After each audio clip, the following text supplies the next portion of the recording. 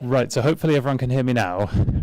So I was just saying, apologies for keeping you waiting, and thank you for having me here. I know I recognise a number of faces, so some of you will have been here when I've come and met you and spoken before. Anyway, as I say, my name's Will Sedley. I'm a neurologist, a medical graduate in training in neurology, so a little bit unusual for neurologists to be interested in tinnitus. There are a few around the world, but actually there's every reason for a neurologist to be interested in tinnitus, as although this is a symptom in many cases due to damage to the ear, and that is perceived generally in the ear or roundabouts, the mechanisms are very neurological predominantly. I'm very interested in the brain processes that are responsible for tinnitus, particularly in terms of if there's anything that down the line is going to help us treat the condition, prevent it or treat it, which has not been achieved with brilliant success so far, as you'll probably be aware. So I've recently had the honour of producing some research highlights from research published in 2016, and in going through that there were just a number of things that caught my eye, and Derek had kindly asked me to come and speak here, and I thought it would be a good opportunity, rather than do what I've done previously and sort of showcase and whine on about my own research, just give a few highlights of the things that are developing and up and coming, what we do know, what we don't know in the tinnitus world, based on some of the research from the past year or so. So before I launch into that, I suppose, because I'm sort of pre-justifying kind of as a scientific community, I'm trying to pre-excuse how we're not more further forward than we are.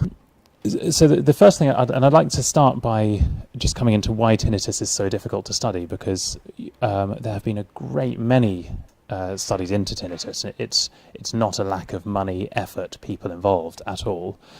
So in thinking about why it's so hard to study, the first things to consider are why do people get tinnitus? And you'll all be aware that in general, tinnitus accompanies hearing loss. It doesn't always accompany hearing loss, but there's usually hearing loss there. But the hearing loss can be subtle. And the other thing is that the prevalence of tinnitus goes up with increasing age. I put that in brackets actually because, in my opinion, that can all be accounted for by the fact that hearing loss goes up with age. I'm not sure there's anything else about age other than people accumulate hearing loss throughout their lifetime, and therefore you're more likely to have tinnitus.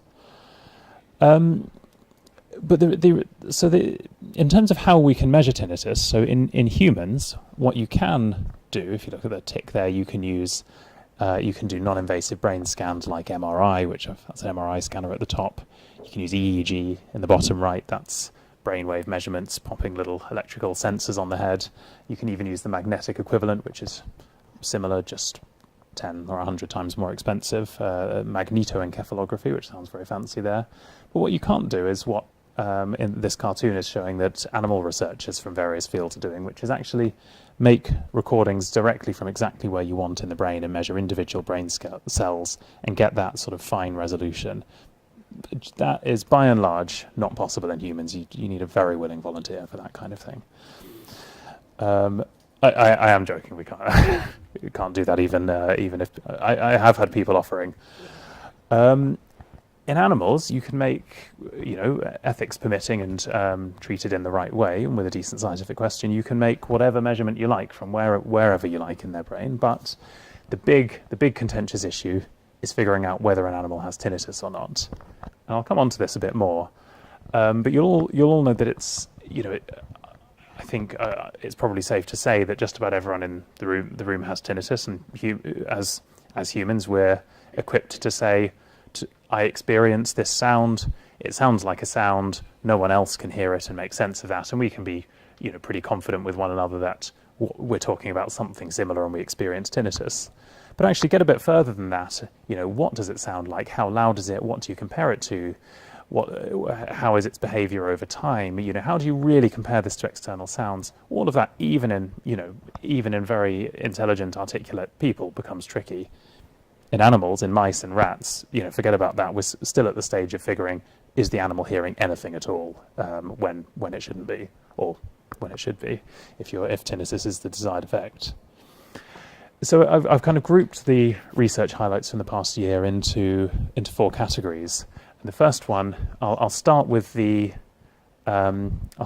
sort of closest thing towards disappointing, although I think this is all very important research, and this is where new research is showing we're a bit less far forward than we thought we were, where there's contradictions between current research and previous research, or previously observed effects look to be down to something else, not what we thought we were studying.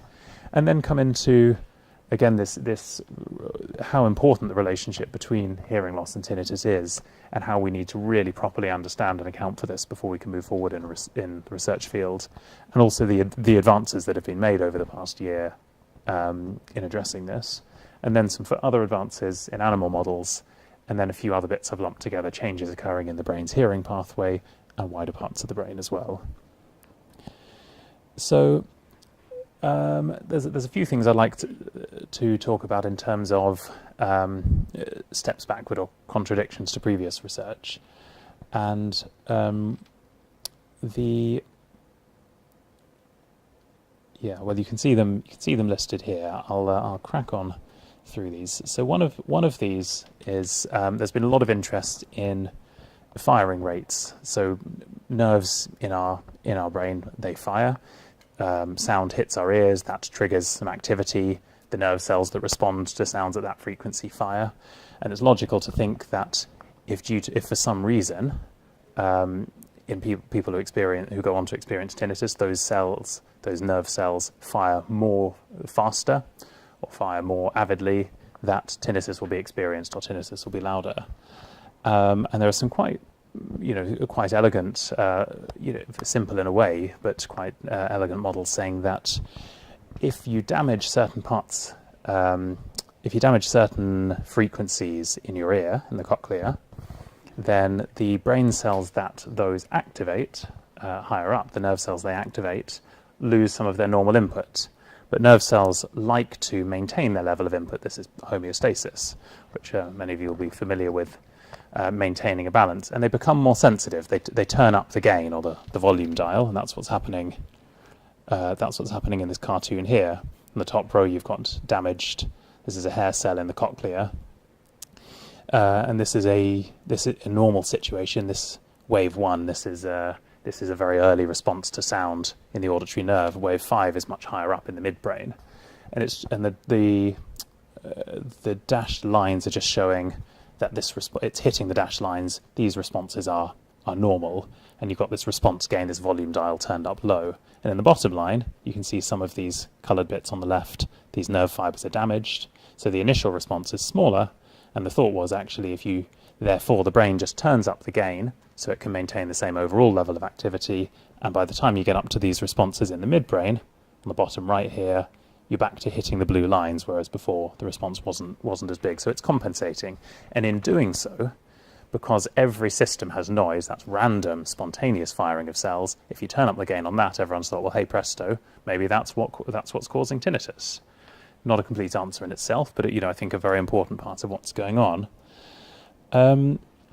However, there's been further work coming out recently that so this is in mice here that were awake. They measured both firing and another behaviour of nerve cells bursting, where they fire very rapidly in quick succession, stop, fire rapidly, and that's thought to be stronger at conveying information to higher up parts of the brain. And they exposed the mice to high levels of noise that would be sufficient to cause hearing loss and or tinnitus, and then they grouped the mice out depending on whether they were exposed or not exposed to the noise, whether their hearing was damaged or not, or whether they showed evidence of tinnitus or not. And you've got this kind of, I don't know if you're able to reach, there's a bar chart on the right here. The code is T plus for yes with tinnitus, T minus without, and then HL for hearing loss and no HL. And it's given you an example of the four different animals. The grey and the black are just for which side it is, where they only exposed one ear, whether it's the opposite side of the brain, which is more linked to that ear or the other. And if the whole lot, I won't talk you through every detail, but if the whole lot looks like a bit of a mess, some of the bars are high, some of them are low, and there's no real pattern emerging, that's because there was no real pattern emerging. So although on average, if the mice had noise damage, they had higher amounts of firing, you really couldn't conclusively link that to evidence of tinnitus or even evidence of hearing loss. There were so many exceptions that it just didn't look like this alone could be the answer. Moving on to some human research, because as I've said, you can't easily make single cell recordings in people. What you can do is use EEG, or sensors on the scalp, to measure large scale electrical brain waves, and this is hundreds of thousands or millions or tens of millions of brain cells all firing together in the same rhythms, and that gives you these what get known as brain waves. And there's been a lot of interest in this because this is very easy and non-invasive to measure. I've been involved in some of this kind of research myself. And there were lots of very exciting positive findings and differences found between people who are experiencing tinnitus and controls without tinnitus early on. We're getting on for about 10 years or so ago now. However, a lot of the early studies didn't match the controls for hearing loss, for age, for various other factors. And also the results from one study to the next were always very inconsistent. Group sizes were very small. So there's a lot of doubt over the validity of the results. And so one study here, what these researchers in Nottingham have done is this wasn't tinnitus versus control groups, but another thing that's received a lot of interest, where you take a large group of people with tinnitus and you see how does the brain activity compare with any tinnitus-related factors, such as the loudness, tinnitus-related distress, attention, sleep disturbance, huge number of factors. So this is one of the earlier studies, and this is a kind of spectrum. So the x-axis horizontally is showing the given frequencies of brainwaves from low to high. The y-axis is how strong they are, and the red line was the tinnitus group, and the green line was the control group. And you can see a massive difference in the tinnitus group, and this was almost across the entire head. So this was apparently an enormous difference. But what this group has, when this group have actually looked at this very large group of tinnitus patients and done things very carefully again, they've actually found. Now I can't quite.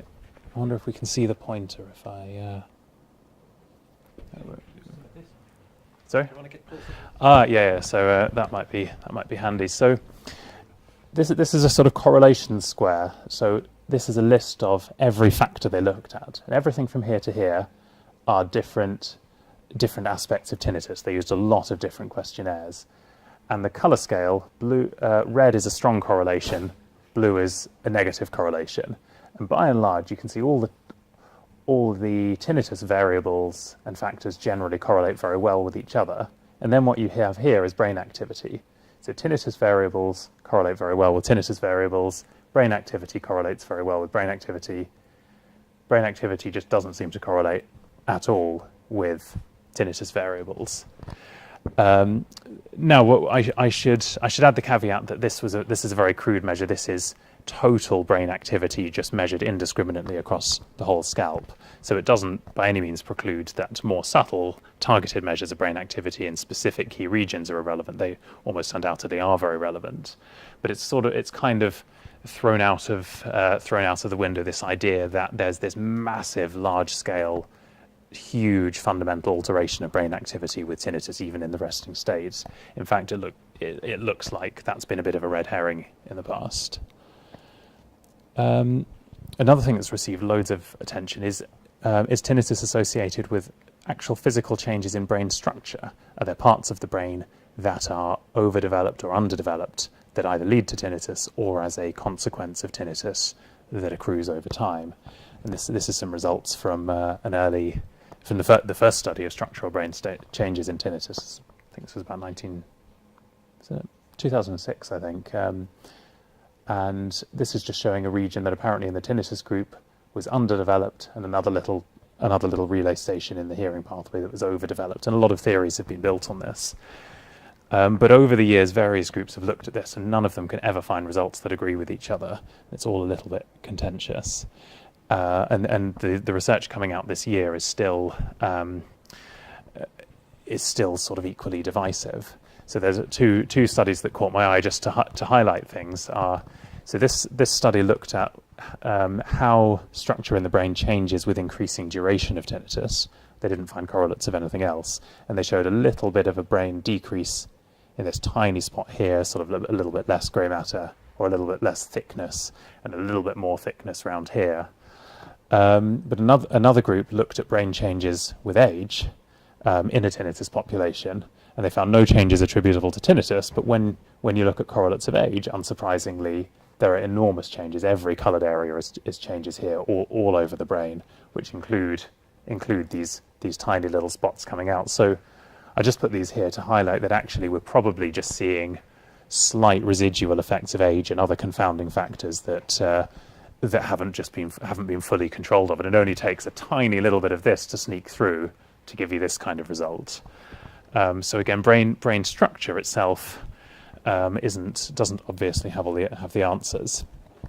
So moving on to how we are advancing things, I'd like to talk a bit about this notion of hidden hearing loss, because I've mentioned in many cases of tinnitus, perhaps the majority, there is clinically detectable hearing loss, mild, moderate, severe, or profound. But there are cases where the audiogram is completely normal, and this is where we come to this issue of hidden hearing loss. And then also I've mentioned how matching control groups really well in studies of tinnitus has been such an issue, and a new approach to a different approach to getting around this. And then a little bit more about, again, hidden hearing loss. I'll come on to high threshold and low threshold fibres, which is quite a sort of intuitive, easily understandable way of explaining why you can have a normal audiogram and yet still have hearing damage and still have tinnitus. So I've just shown you this picture again about this idea of turning up the gain where you have hidden hearing loss. I won't dwell too long on these, but there have been two similar studies this year. So the previous study that was very landmark study showed suggested if you have a little bit of hidden hearing loss manifesting as reduced firing or activity in the auditory nerve, your activity catches up by the time it's higher up in the brain, meaning that somewhere along the line it's been amplified, the gain has been turned up. So they found evidence of hidden hearing loss and this subsequent increased gain. Some new studies to come out using very similar methods. One of them found evidence of the hidden hearing loss, but no increased gain further.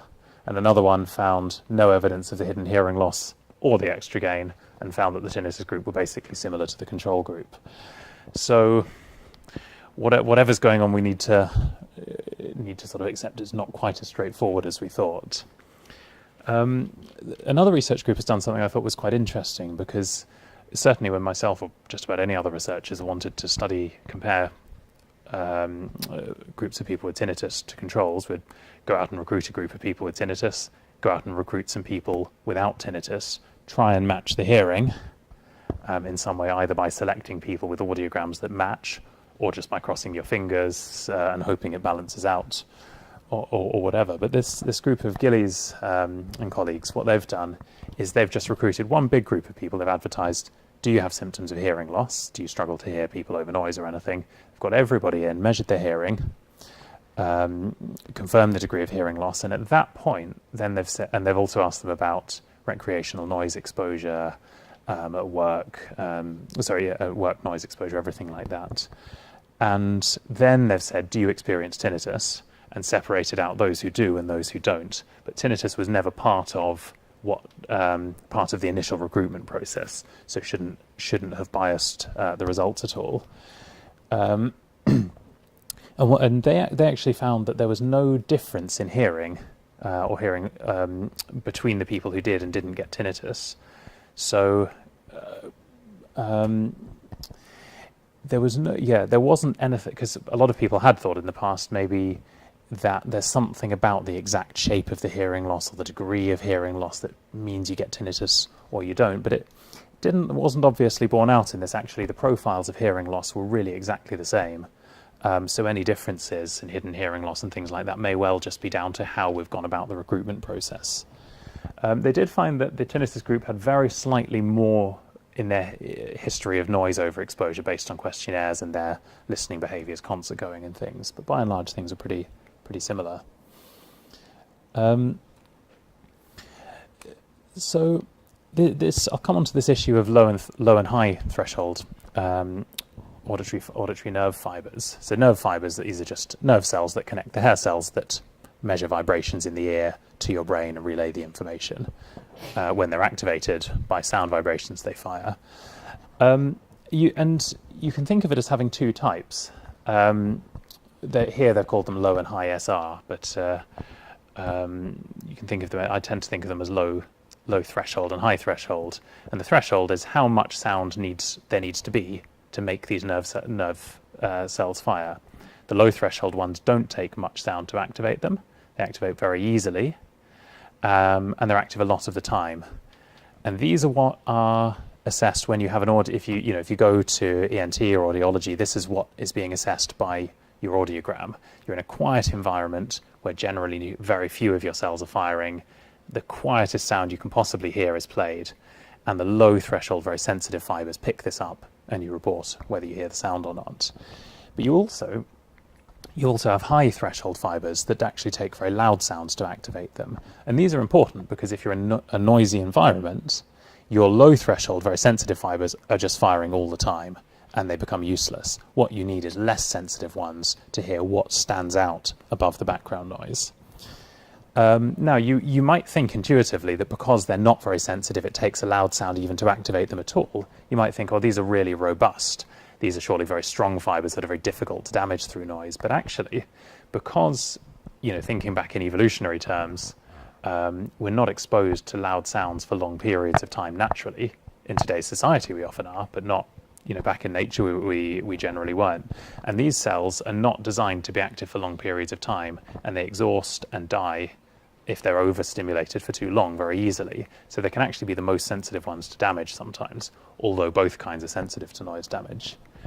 And this group, Brandon Paul and Larry Roberts over in Canada, are very interested in this issue. So I won't take you through all their results in detail, but they're quite nuanced. But what they've studied a lot of groups of people with tinnitus, people with and without tinnitus, with and without hearing loss, made an exploration and looked at a number of brain responses, sound detection abilities. They've put this through a very clever computerized model to work out how much low threshold fiber damage they've got and how much high threshold fiber damage they've got. And they seem to have found that the situation is a little bit nuanced, and that by and large, if the people without tinnitus fell into two categories, either everything was intact, or the high threshold fibers were damaged, but not the low threshold ones. And there's something in the middle. There's that tinnitus. The people with tinnitus, it was their results were characterized by a loss of these high threshold fibers and a small degree of the loss of low threshold fibers. So apologies if this is a little bit nuanced, but it's things often are in reality. You start with a very sort of straightforward, clear concept or a theory that actually everything may be just down to these high threshold, relatively insensitive fibers. So in a way, I'm maybe slightly backtracking on what I've said, that actually looking in just the right way, there may be a pattern of hearing damage, not a pattern across frequencies or the slope on the audiogram, but there may be something in the balance of the nerve fiber types that can leave people a little bit more susceptible to developing tinnitus. But I think a lot more is needed to really flesh this out and work out what the chain of causation it is. These are still early steps. Moving on to animal models, and I'll start just by introducing what the animal models are, because every time I mention animal models in tinnitus, whoever I'm talking to looks at me in puzzlement and says, how on earth do you tell if an animal has tinnitus? And this is exactly what I wondered. So by and large, there's two ways, and the more traditional way, which I think is probably also the more accurate way, but it's incredibly laborious. And this is you have to teach the animals to report it. This is the easiest way is with conditioned behavior.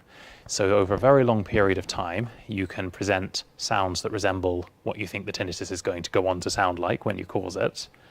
And you train them to do a certain thing when they hear that sound. In this case, the rat's being trained to climb the pole whenever it hears a high-frequency whining sound.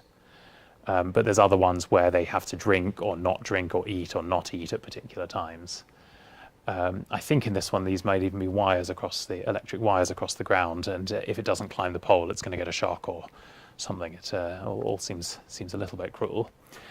So people were very keen to get away from these methods, which were incredibly laborious.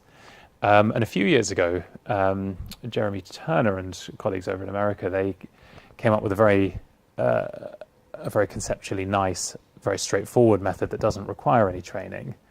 And that is, there's this thing called the acoustic startle response that a lot of rodents have. I think humans have a tiny rudimentary one. But they, if there's an unexpected sound, they startle, and you can measure this in various ways. You can measure the twitch that their ear goes through, and this is an automatic, involuntary response. And here, this waveform is showing you. That's just showing you how much, say, the ear moves or something like that. And this is the sound that precedes it, with time moving on here. So in this example, they present some continuous background noise, like a sort of maybe something that might resemble tinnitus, sort of narrowband whining sound, pure tone. And then at the end of it, there's this sudden pulse, and that elicits the startle response. But if you warn somebody implicitly that this loud sound is coming, the startle response is reduced. And one way of giving a warning that the loud sound is coming is you have a little cue, like a gap in the background noise. And when you have the gap in the background noise, and then you have the loud sound, you get a much smaller startle response because the animal or person is expecting it. And the theory is that if you have tinnitus, then when you put the gap in the sound, this gap is filled in by tinnitus. So they don't hear the gap, and therefore their startle response doesn't reduce when the gap is present, or doesn't reduce very much. So it's a great idea. It has just been incredibly controversial and fraught with difficulties and confounding factors and things that people just didn't realize would influence the results as well as the presence of tinnitus or not. So it's needed. So those are the two main categories of animal models. So that the problems in the past have been confidently demonstrating the presence of tinnitus at all, particularly as everyone had started to favour these automatic methods, but they've, for reasons I won't bore you with, have been a bit problematic.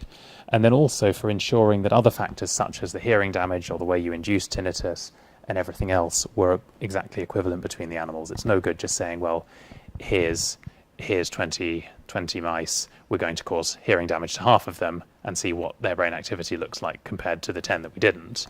That's no good, because any changes could just be down to the hearing damage and not just the presence of tinnitus. So there's a few ways I'll take you through in which these some of these issues have been advanced in the last year. Yeah, so the first one I haven't got a slide on is just in terms of disentangling the various consequences of loud noise exposure, which many of you will know about. There's tinnitus, which I suppose is the core question we're interested in here, but also hearing loss itself, hyperacusis, and also deficits in the processing of timing, of detecting exactly when little bumps and changes in a sound waveform occur. All of these can be affected by noise overexposure and hearing damage, and all of these impact upon experimental results. So one group of Salom and colleagues have made some quite big advances in really separating out these different effects so that we can just home in on tinnitus.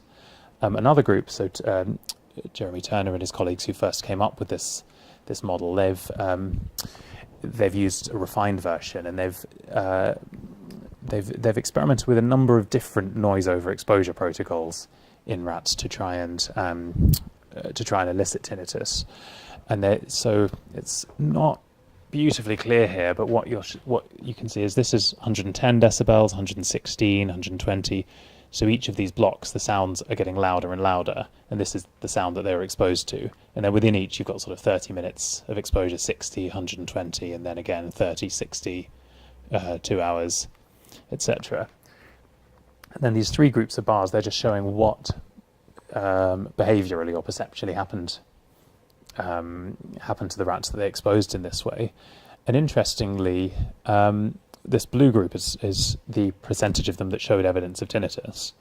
And actually, it was, relatively speaking, 110 decibels, the quieter sounds, 110 decibels is still very loud, but still very much the quieter sounds and slightly the shorter exposures that were the most effective at causing tinnitus. And if you went for really loud sounds for longer, you were more likely to induce hyperacusis, albeit you can see there's overlap at both ends. So I think this may be taking us forward, and any instant applicability to people is very difficult because our hearing systems and ears are a bit different. But there may be something in it for actually what level and duration of noise and what form we're exposed to that may determine who develops tinnitus, who doesn't, who develops hyperacusis and things. So this may be something relevant for future. And another thing that's really caught my eye is the influence of our genes on tinnitus, is in our genetics. So far, I haven't seen a lot from human studies really linking any particular genes to a genetic susceptibility to tinnitus. There certainly can be ones that affect hearing, and so things can still run in families to a degree by that route. But they're interested in something which stands for something rather unwieldy, I won't repeat, but it's this GLAST gene, and it relates to the amount of excitability, that's in how easily activated parts of the brain are, and inhibition, how much they're able to resist activation. And they had mice with the normal GLAST gene and mice where this gene was defective, and they applied noise overexposure and everything to them. And what they found is in the normal mice, again, this is a sort of gap detection measure, but essentially the higher up it is, the less evidence of tinnitus there is. And they found a little bit of a shift downwards after noise exposure in this purple, but not much. Sorry, not noise exposure. This was they used salicylate, which is like aspirin in huge doses, which is another way of eliciting tinnitus. But they found that the mice with a mutation in this gene showed much more evidence of tinnitus, develops it a lot more easily. So this may not, I don't think this is instantly going to be, a tinnitus gene or anything. I'm not aware that there is a high prevalence of this gene being defective in humans. But what it may be telling us is something interesting about all the additional processes, not just hearing damage, but what consequences follow that, what other processes in the brain need to happen in order for tinnitus to occur. And by knocking out this gene that regulates the balance of excitation and inhibition, they've found that led to much more tinnitus exposure. So these advances may well trickle into our understanding of the development of tinnitus in humans, which I thought was quite interesting. So a few more things in humans. There's been a lot of human research, and I've really just picked a couple of examples here. The first bit I'd like to talk about is Deepbrain stimulation, which I don't know if some of you may well have heard of. The main use for this is in Parkinson's disease, and this is where you have a fine implanted wire with a pacemaker battery that goes into a key center of the brain and stimulates it either to activate it or inactivate it. But it's very nice because it's tunable, and if it doesn't work out right, it's reversible. You can just take it out or you can turn it off. So it has its uses in conditions like Parkinson's disease, tremor, and other movement disorders, and a few other situations. So one thing to say is that people have started looking at deep brain stimulation so far in animal models to see if this can treat tinnitus. So we've got the hearing pathway here, which is unfortunately, it's rather complicated, but essentially you've got the cochlea here, the auditory nerve, and it feeds into a series of relay stations in the brainstem and then up into the cortex where sound perception occurs, somewhere at this kind of level. And the level they were interested in here was the midbrain here, so it's kind of middle of the pathway, but this is still a very important relay. The sound signal needs to get through here in order to get higher up in the brain to be perceived. And this is a high-powered microscope view. You can see that bar's about 1 millimeter. And this circle here, this is that tiny little nucleus blown up. You can see it's absolutely minuscule in the rodents they've used. And the blue lines are just showing you these very fine electrodes that have passed into here and deliver a repeated sequence of very low electrical shocks into there. And I don't think I've shown you the results here, but they essentially found that doing this was effective in reducing evidence of tinnitus in these animals. I don't think it eliminated it, but showed a big decrease in evidence of tinnitus as they were able to ascertain it. Now, of course, this is a long way away from something instantly translatable into human research or medicine. It's obviously a very delicate area. The risks of going and operating here are substantial, so I'm not advocating that we will go out and get this done, but it's proof of principle that modulating the signals coming through one of these relay centers might have promise in reducing tinnitus.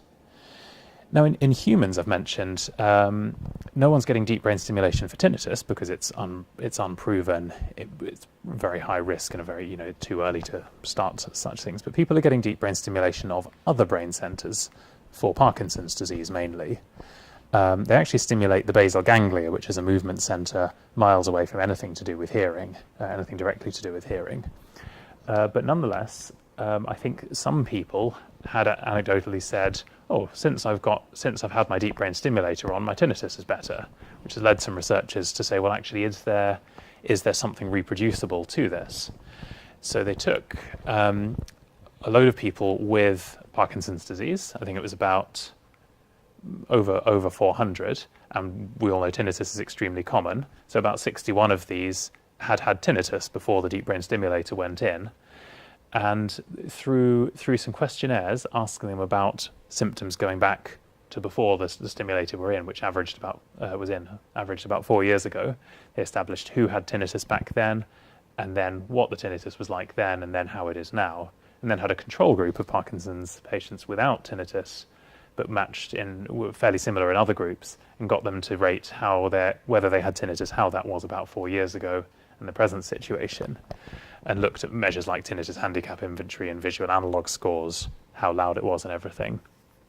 And they found that over that time, now I was a little bit surprised by this because actually in the control group, the light grey bars, it looked like the tinnitus handicap inventory, so tinnitus-related distress and perceived loudness and perceived burden, all increased over time, whereas in general, our understanding is of actually increased habituation and reduced distress over time. But it may be that there was an interaction of this with progression of Parkinson's disease. There could have been a bit of recall bias. But for whatever reason, that's slightly at odds with our experience of tinnitus outside of this context. They found that the tinnitus handicap inventory scores and the other measures were all significantly lower in the patients who'd had deep brain stimulation. THI score, the distress due to that, went down, and the others went up far less. So it's not a sort of tinnitus off switch or anything, but it's quite interesting that modulating activity in a part of the brain that apparently has no direct effect on it, it's unrelated to the hearing pathway. It would have to be a very indirect link. Still seems to have an effect on tinnitus. So there's something more to this in terms of wider brain networks, not just the hearing pathway involved in tinnitus.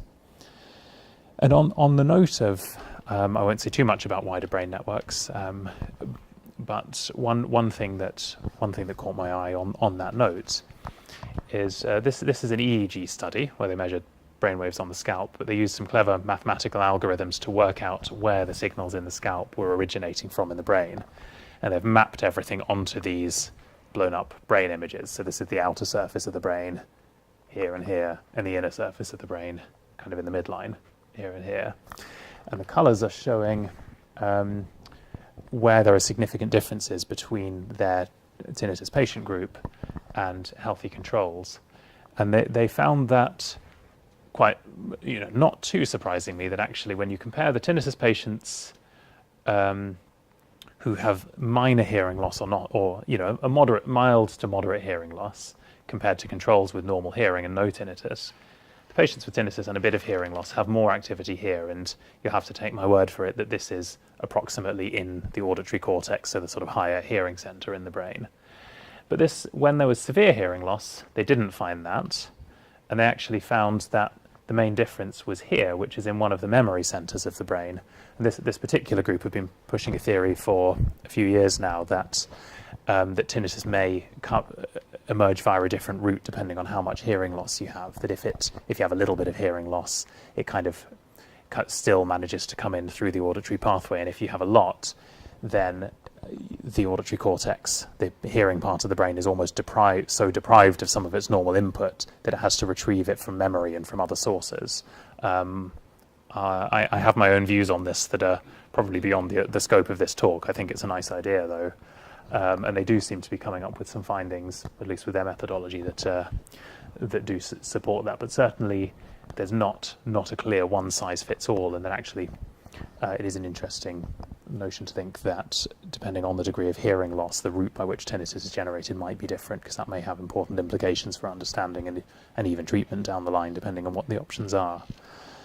So to summarise, and sorry for bombarding you with a lot of jargon and technical details and things, but I've talked through a few ways in which we're maybe not quite as far forward as we thought, that some of the changes to do with just very simple measurements like brain nerve cell firing rates in the hearing pathway and the amount that the volume dial is turned up on the gain don't seem to be all of the answer. That these massive changes in ongoing brain waves probably don't seem too relevant to tinnitus, and that brain alterations in brain structure probably aren't too important either.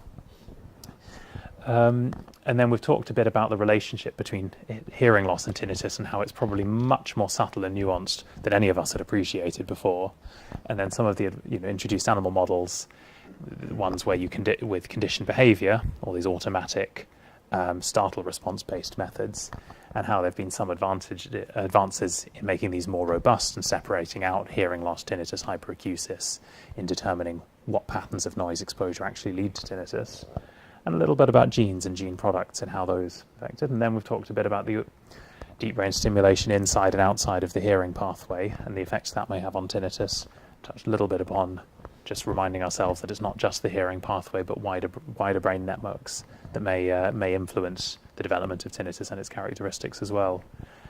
That's pretty much all. That's all I'd sort of prepared, and thought that even as a very, very eager audience, you might be able to take for this amount of jargon and technical detail.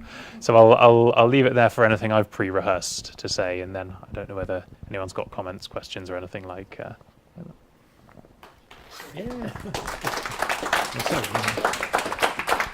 Sorry, hello.